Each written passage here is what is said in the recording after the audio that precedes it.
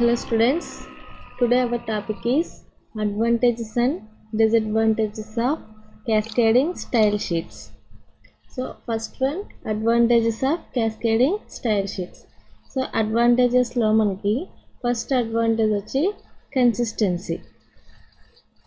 Consistency means same ante ఇప్పుడు చూడండి మనం CSS యూస్ చేసి స్టైల్ షీట్స్ని డిఫైన్ చేసామనుకోండి. సో మనకి CSS యూస్ చేసిన వెబ్ పేజెస్ అన్నీ కూడా సేమ్ స్టైల్స్ ఫాలో అవుతాయి. అలా కాకుండా మనం నార్మల్గా HTML యూస్ చేసి ఏవైనా స్టైల్స్ అప్లై చేసినప్పుడు ఒక్కొక్క వెబ్ పేజ్కి ఒక్కొక్క ఫార్మాట్ రావచ్చు. అలా కాకుండా CSS అంటే ఇప్పుడు ఎక్స్టర్నల్ స్టైల్ షీట్ యూస్ చేసి మనం ఒక స్టైల్ డిఫైన్ చేసి నెంబర్ ఆఫ్ వెబ్ పేజెస్కి అప్లై చేసాము. సో అటువంటిప్పుడు ఏమవుతుంది, ఆ వెబ్ పేజెస్ అన్నీ కూడా సేమ్ స్టైల్ని ఫాలో అవుతాయి. ఇన్ కేస్ మీరు ఎక్కడైనా మోడిఫికేషన్ చేసినా కూడా అన్ని ప్లేసెస్లోనూ మోడిఫై అవుతుంది. కాబట్టి మనకి సేమ్ స్టైల్ అనేది అన్ని వెబ్ పేజెస్ ఫాలో అవుతాయి. అందువల్ల మనకి CSSని యూజ్ చేయడం వల్ల కన్సిస్టెన్సీ అనేది మెయిన్ అడ్వాంటేజ్ అవుతుంది. సో కన్సిస్టెన్సీ అంటే ఏంటి, సేమ్ అన్ని వెబ్ పేజెస్ కూడా సేమ్ స్టైల్స్ని ఫాలో అవుతాయి. Next second advantage improved website speed. So మనం క్యాస్కేడింగ్ స్టైల్ షీట్స్ యూస్ చేయడం వల్ల వెబ్సైట్ స్పీడ్ అనేది ఇంప్రూవ్ అవుతుంది అంటున్నారు. సో ఎలా ఇంప్రూవ్ అవుతుంది అంటే మనం స్టైల్ షీట్ని ఒకసారి డిఫైన్ చేస్తున్నాము. ఒకసారి డిఫైన్ చేసి దాన్ని 10 పేజెస్కి అప్లై చేయాలంటే 10 పేజెస్కి, 100 పేజెస్కి అప్లై చేయాలంటే 100 పేజెస్కి, ఎన్ని పేజెస్కి అయినా కూడా మనం అప్లై చేసుకోవచ్చు. సో మనకి బ్రౌజర్ ప్రోగ్రామ్ని ఎగ్జిక్యూట్ చేసినప్పుడు ఏం చేస్తుంది, మొత్తం త్రూఅవుట్ ది ప్రోగ్రామ్ని రీడ్ చేసిన తర్వాత ఎగ్జిక్యూట్ చేస్తుంది. మీరు క్యాస్కేడింగ్ స్టైల్ షీట్స్ యూస్ చేయకుండా ఫర్ ఎగ్జాంపుల్ టెక్స్ట్కి కలర్ పెట్టాలనుకోండి, ఫాంట్ ట్యాగ్ యూస్ చేసి కలర్ అప్లై చేస్తారు. సో అప్పుడు ప్రతి వెబ్ పేజ్లోనూ నెంబర్ ఆఫ్ ఫాంట్ ట్యాగ్స్ రాయాల్సి వస్తుంది. సో ఎన్ని హెడ్డింగ్స్ ఉంటే అన్ని హెడ్డింగ్స్కి, ఎన్ని పారాగ్రాఫ్స్ ఉంటే అన్ని పారాగ్రాఫ్స్కి మీరు ఏదైతే ఫాంట్ కలర్ పెట్టాలనుకుంటున్నారో ఆ ఫాంట్ కలర్ పెట్టి ఫాంట్ ట్యాగ్స్ రాయాల్సి వస్తుంది. దానివల్ల ఏమవుతుంది, కోడ్ అనేది బాగా ఇంక్రీజ్ అయిపోతుంది. సో బ్రౌజర్ ఆ కోడ్ అంతా రీడ్ చేయడానికి ఎక్కువ టైం పడుతుంది, కాబట్టి ఎగ్జిక్యూట్ చేయడానికి ఎక్కువ టైం పడుతుంది. సో మనం CSS యూస్ చేయడం వల్ల CSS ఫైల్ని ఒకసారి రీడ్ చేస్తే సరిపోతుంది, దాన్ని అన్ని వెబ్ పేజెస్కి అప్లై చేస్తుంది. కాబట్టి ఏమవుతుంది, మనకి ఆ వెబ్ పేజ్ అనేది మనకి లోడ్ అవ్వడానికి చాలా తక్కువ టైం సరిపోతుంది. అందువల్ల వెబ్సైట్ స్పీడ్ అనేది ఇంప్రూవ్ అవుతుంది. Next easy to maintain. Cascading style sheet not only simplifies website development but also maintenance. అంటే ఇప్పుడు మనం ఒక వెబ్సైట్ని క్రియేట్ చేసిన తర్వాత దాన్ని అలాగా వదిలేయం కదా. సో అగైన్ దాంట్లో మళ్ళీ మోడిఫికేషన్స్ ఉంటాయి, చేంజెస్ ఉంటాయి, అంటే కంపల్సరీ మెయింటెనెన్స్ అనేది ఉంటుంది. All the codes are placed on one page which means making improvements or changing a few lines will not involve going through several pages. ఇప్పుడు మనం క్యాస్కేడింగ్ స్టైల్ షీట్ యూస్ చేయడం వల్ల ఇప్పుడు నేను ఎక్స్టర్నల్ స్టైల్ షీట్ యూస్ చేసి font colour green పెట్టాను అనుకోండి. So ఆ స్టైల్ నేను ఒక 100 పేజెస్కి అప్లై చేశాను. ఇప్పుడు నేను ఫాంట్ కలర్ బ్లూకి చేంజ్ చేయాలి. సో బ్లూకి చేంజ్ చేయాలంటే 100 పేజెస్కి వెళ్ళి చేంజ్ చేయాలా, అవసరం లేదు. స్టైల్ షీట్ ఒక్క దాంట్లో చేంజ్ చేస్తే సరిపోతుంది. సో దీనివల్ల ఏంటి అంటే మనకి మెయింటైన్ చేయడం అనేది ఈజీ అవుతుంది. Next CSS saves time. When most of us first learn HTML, we get taught to set the font face, size, color, style, extra every time it occurs on a page. చూడండి, మనం CSS నేర్చుకోకముందు only HTML నేర్చుకున్నప్పుడు ఏదైనా టెక్స్ట్కి colour apply చేయాలన్నా, size apply చేయాలన్నా ఏం చేయాలి, font tag use చేసేవాళ్ళం. So ఇప్పుడు ఎన్ని హెడ్డింగ్స్ ఉంటే ఇప్పుడు నాకు హెడ్డింగ్ వచ్చి రెడ్ కలర్లో కావాలి, పారాగ్రాఫ్ వచ్చి బ్లూ కలర్లో కావాలి. అటువంటప్పుడు ఏం చేయాలి, ఎన్ని హెడ్డింగ్స్ ఉంటే అన్ని హెడ్డింగ్స్కి ఫాంట్ ట్యాగ్ రాయాలి, ఎన్ని పారాగ్రాఫ్స్ ఉంటే అన్ని పారాగ్రాఫ్స్కి ఫాంట్ ట్యాగ్ రాయాలి. This means we find our self typing copying or pasting the same thing over and over again. So అన్నిసార్లు రాయాలి అంటే ఏం చేయాలి, కాపీ చేయడం, పేస్ట్ చేయడం, ఈ వర్క్ అనేది ఎక్కువగా ఉంటుంది.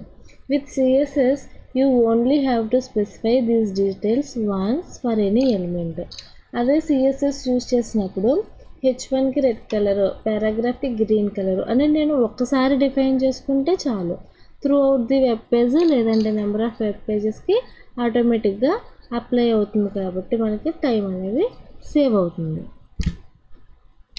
Next one, disadvantages of cascading style sheets. So డిసడ్వాంటేజెస్లో మనకి ఫస్ట్ డిసడ్వాంటేజ్ వచ్చేటప్పటికి comes in different levels. CSS comes in different levels. There CSS1 up to CSS3. అంటే మనకి సిఎస్ఎస్ ఉంది ఫస్ట్, తర్వాత నెక్స్ట్ వెర్షన్ CSS1, తర్వాత వెర్షన్ CSS2, తర్వాత version CSS3, ఇలాగే నెంబర్ ఆఫ్ లెవెల్స్ అనేవి ఉన్నాయి. Which has resulted in confusion among developers and web browsers. ఇప్పుడు మనకి బ్రౌజర్స్లో కూడా నెంబర్ ఆఫ్ వెర్షన్స్ వచ్చేస్తున్నాయి. సో కొన్ని బ్రౌజర్స్ ఓల్డ్ సిఎస్ఎస్ ప్రాపర్టీస్ని సపోర్ట్ చేస్తాయి, కొన్ని బ్రౌజర్స్ సపోర్ట్ చేయకపోవచ్చు. సో అందువల్ల ఏమవుతుంది అంటే డెవలపర్స్కి కన్ఫ్యూజన్ వచ్చే ఛాన్స్ ఉంది. ఏ సిఎస్ఎస్ ప్రాపర్టీస్ యూజ్ చేయాలి, ఏ సిఎస్ఎస్లో ఏ వెర్షన్లో ఏ ప్రాపర్టీస్ ఇంక్లూడ్ చేశారు, ఇవన్నీ కూడా కన్ఫ్యూజన్ వచ్చే ఛాన్స్ ఉంది. So one type of CSS should be enough. So ఇన్ని లెవెల్స్ కన్నా మనకి ఒక సిఎస్ఎస్ అంటే సరిపోతుంది. It would be preferable than having to choose which CSS level to use. So ఇన్ని లెవెల్స్ ఉండడం వల్ల ఏ సిఎస్ఎస్ యూజ్ చేయాలి అనేది కన్ఫ్యూజన్ ఉంటుంది కాబట్టి ఒకటే ఉంటే మనకి యూజ్ చేయడానికి ప్రిఫరబుల్గా ఉంటుంది. Next disadvantage, browser compatibility. So with CSS what works with one browser may not always work with another.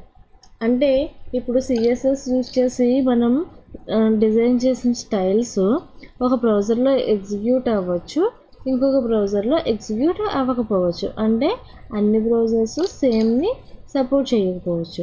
అందువల్ల this is why web developers have to test for compatibility. So ఇప్పుడు అందువల్ల డెవలపర్స్కి ఏం ప్రాబ్లం ఎరేజ్ అవుతుంది అంటే, ఇప్పుడు users ఉన్నారు, మనం ఒక వెబ్సైట్ ఓపెన్ చేస్తున్నాము అంటే, సో ఇప్పుడు క్రోమ్లోనే ఓపెన్ చేస్తాము అని ఏమీ లేదు కదా. మీకు క్రోమ్లో కావాలంటే క్రోమ్లో ఓపెన్ చేస్తారు యూజరు, లేదంటే ఇంటర్నెట్ ఎక్స్ప్లోరరు, లేదంటే మొజిల్లా ఫైర్ ఫాక్స్. యూజర్ ఇంట్రెస్ట్ని బట్టి ఏ బ్రౌజర్ కావాలంటే ఆ బ్రౌజర్లో ఓపెన్ చేసుకోవచ్చు. కాకపోతే ఇప్పుడు డెవలపర్ డిజైన్ చేసినప్పుడు క్రోమ్లో ఎగ్జిక్యూట్ అయింది. ఫర్ ఎగ్జాంపుల్ యూజరు ఎక్స్ప్లోరర్లో ఓపెన్ చేశాడు అనుకోండి, ఓపెన్ అవ్వకపోతే స్టైల్స్ డిఫైన్ అవ్వకపోతే ఏమవుతుంది, క్లమ్జినెస్ వస్తుంది. అందువల్ల ఏంటి అంటే డెవలపర్స్కి అక్కడ ఫేస్ చేసే ప్రాబ్లం ఏంటి అంటే, ఒక బ్రౌజర్లో ఎగ్జిక్యూట్ అయ్యి ఇంకొక బ్రౌజర్లో ఎగ్జిక్యూట్ అవ్వకుండా ఉండకుండా వాళ్ళు అన్ని బ్రౌజర్స్లోనూ రన్ అవుతుందో లేదో అనేది చెక్ చేయాల్సిన అవసరం వస్తుంది అన్నమాట. సో ఇందువల్ల ఇది ఒక డిసడ్వాంటేజ్ అవుతుంది.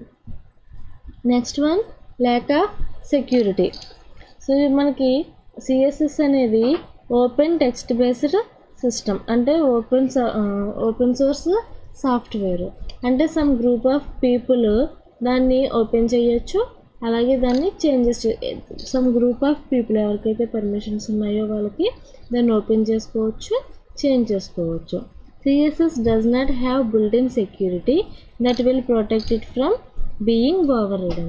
So the CSS की built-in security ఏమీ లేని మూల సో దాన్ని ఓవర్రైడ్ చేసే ఛాన్సెస్ అనేవి ఉన్నాయి. Anyone who has a read or write access to a website can change the CSS file. అంటే ఆ వెబ్సైట్ని రీడ్ ఆర్ రైట్ యాక్సెస్ ఉన్న యూజర్స్ ఎవరైనా కూడా దాని CSS ఫైల్ని చేంజ్ చేయగలరు. సో దానివల్ల ఏమవుతుంది, స్టైల్స్ అనేవి డిస్టర్బ్ అవుతాయి. ఒకవేళ ఎవరైనా ఇంటెన్షనల్గా వెబ్సైట్ పాడు చేయాలనుకున్నా యాక్సిడెంటల్గా చేసినా మనకి సిఎస్ఎస్ వల్ల అంత సెక్యూరిటీ ఉండకపోవడం వల్ల స్టైల్స్ అనేవి చేంజ్ అయిపోవచ్చు. అందువల్ల ల్యాక్ ఆఫ్ సెక్యూరిటీ అనేది మనకి సిఎస్ఎస్ కన్నా one of the disadvantages. These are the disadvantages of CSS. Next topic is layers. So layer అంటే ఏంటి? సో జనరల్గా మనకు తెలిసిన కూడా లేయర్ అంటే ఏంటి? పొర, ఒకదాని మీద ఒకటి ఉండడం. సో ఇప్పుడు లేయర్స్లో మనం సిఎస్ఎస్లో టెక్స్ట్ని కానీ ఇమేజెస్ని కానీ ఒకదాని మీద ఒకటి ప్లేస్ చేయొచ్చు.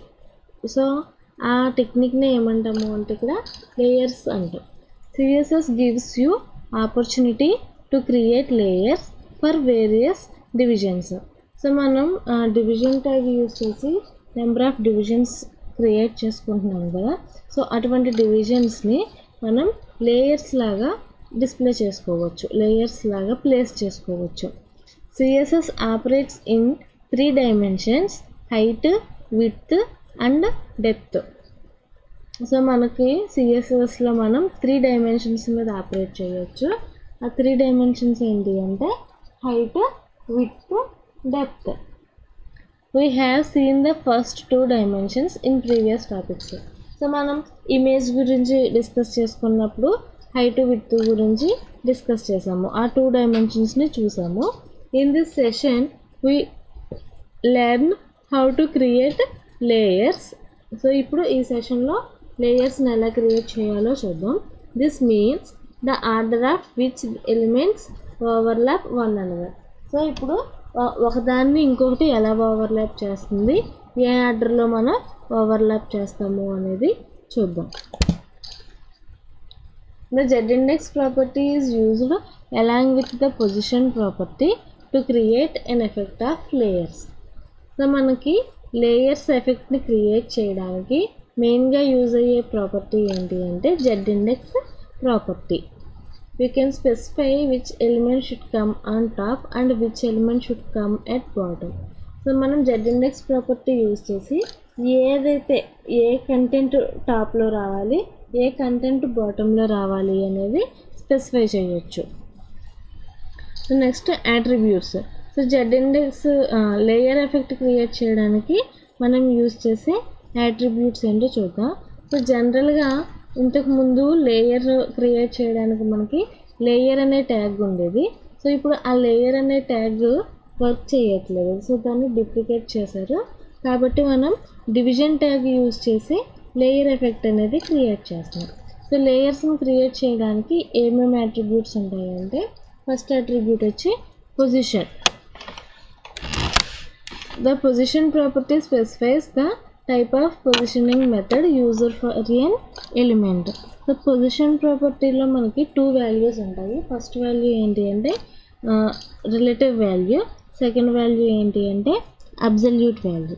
సో ఈ రిలేటివ్ వాల్యూ, అబ్సల్యూట్ వాల్యూ ఏంటి అంటే మనకి పొజిషన్ అనేది ఫిక్స్డ్గా ఉండాలి అంటే ఏం తీసుకుంటామంటే పొజిషన్ ఈక్వల్ టు రిలేటివ్ తీసుకుంటాం. అలా కాదు, పొజిషన్ అనేది చేంజ్ అవ్వాలి అనుకుంటే అప్పుడు పొజిషన్ ఈక్వల్ టు అబ్సల్యూట్ తీసుకుంటాం. Next top, display position from top. అంటే వెబ్ పేజ్లో టాప్ నుంచి ఎంత పార్ట్ వరకు కిందకి డిస్ప్లే అవ్వాలి అంటే ఇప్పుడు నేను టాప్ ఈక్వల్ టు 100 తీసుకున్నాను అనుకోండి. సో వెబ్ పేజ్ యొక్క టాప్ నుంచి 100 పిక్సెల్స్ కిందకి మనం తీసుకున్న కంటెంట్ అనేది డిస్ప్లే అవుతుంది. Next left, display position from the left. అంటే మనం వెబ్ పేజ్లో లెఫ్ట్ నుంచి ఎంత ప్లేస్ లీవ్ చేసి మనకి ఫర్ ఎగ్జాంపుల్ నేను లేయర్లో ఇమేజ్ని డిస్ప్లే చేస్తున్నాను. సో ఇప్పుడు నేను top equal to 100, left equal to 100 తీసుకున్నాను అనుకోండి. టాప్ నుంచి 100 పిక్సెల్స్ ప్లేస్ లీవ్ చేసి లెఫ్ట్ నుంచి 100 పిక్సెల్స్ ప్లేస్ లీవ్ చేసి ఆ పాయింట్లో మనకి ఆ ఇమేజ్ అనేది డిస్ప్లే అవుతుంది అన్నమాట. Next attribute name, internal identify of the layer. So లేయర్ని ఐడెంటిఫై చేయడానికి యూజ్ అవుతుంది ఈ name. Next attribute z-index. The z-index property specifies the stack order of an element. అంటే ఏ ఎలిమెంట్ టాప్లో రావాలి, ఏ ఎలిమెంట్ బాటంలో రావాలి, ఏ ఎలిమెంట్ ఫస్ట్ రావాలి, ఏది సెకండ్ రావాలి, ఏది థర్డ్ రావాలి, ఈ ఆర్డర్ని స్పెసిఫై చేయడానికి మనకి z-index ప్రాపర్టీ అనేది యూజ్ అవుతుంది. This is the example for layer program. చూడండి ఇక్కడ HTML ట్యాగ్తో స్టార్ట్ చేసాము. హెడ్ సెక్షన్ తీసుకున్నాం, టైటిల్ తీసుకున్నాం, కామన్ అదంతా కూడా common, head section common. Next body open చేశాను.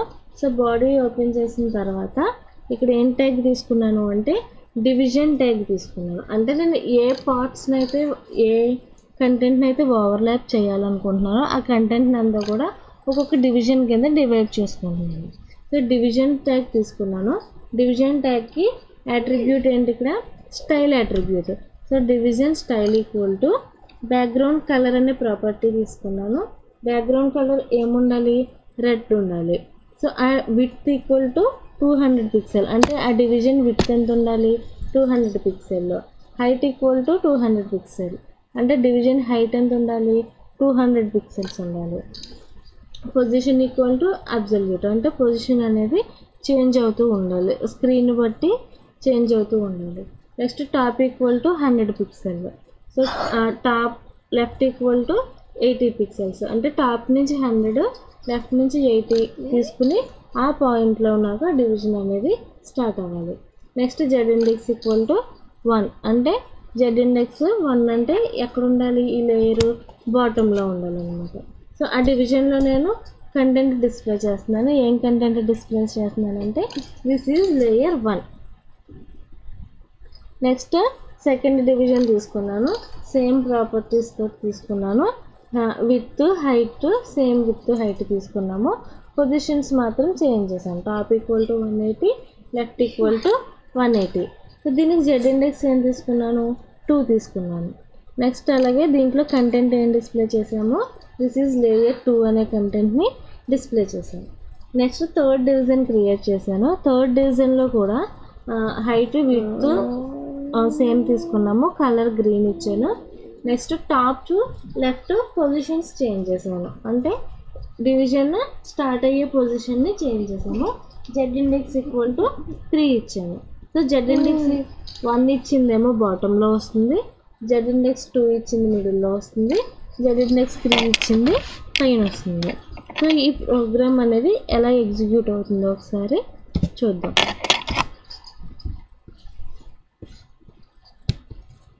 చూడండి ఇది ప్రోగ్రాము, దీన్ని ఒకసారి ఎగ్జిక్యూట్ చేద్దాం. చూడండి ఇది రిజల్ట్. సో ఇక్కడ చూడండి ఫస్ట్ దిస్ ఈజ్ లేయర్ 1 అన్నది first division, this is layer 2 అన్నది second division, this is layer 3 అనేది థర్డ్ డివిజన్. సో ఇక్కడ టాప్ నుంచి 100 లెఫ్ట్ నుంచి 80 లీవ్ చేసి మనకి ఈ పొజిషన్లో డిస్ప్లే అయ్యిందనమాట. సో ఇన్ కేస్ ఇప్పుడు నేను దిస్ ఈజ్ లేయర్ 1 అన్నది పైన రావాలి, మిగిలిన 2 కింద రావాలి అనుకోండి. సో అప్పుడు ఏం చేయాలి, జెడ్ ఇండెక్స్ని మారిస్తే మనకి ఆ చేంజెస్ అనేవి జరుగుతాయి. సో నేను జెడ్ ఇండెక్స్ ఈక్వల్ టు దీనికి 3 ఇచ్చాను. నెక్స్ట్ సెకండ్ డివిజన్కి 2 ఇచ్చాను, థర్డ్ డివిజన్కి 1 ఇచ్చాను. సో ఇప్పుడు చేంజెస్ చూడడానికి ఒకసారి సేవ్ చేయండి. సేవ్ చేసిన తర్వాత బ్రౌజర్కి వెళ్ళి రీఫ్రెష్ చేయండి. చూడండి దిస్ ఈజ్ లేయర్ 1 అనేది ఇప్పుడు పైకి వచ్చింది, టాప్ లేయర్లోకి వచ్చింది. సో మనం తీసుకునే జెడ్ ఇండెక్స్ ప్రాపర్టీ బట్టి మన యొక్క లేయర్స్ పొజిషన్ అనేది చేంజ్ అవుతూ ఉంటుంది అన్నమాట. లేయర్స్ ఉండే ఆర్డర్ అనేది చేంజ్ అవుతూ ఉంటుంది. సో ఇది layers concept CSS. Thank you students.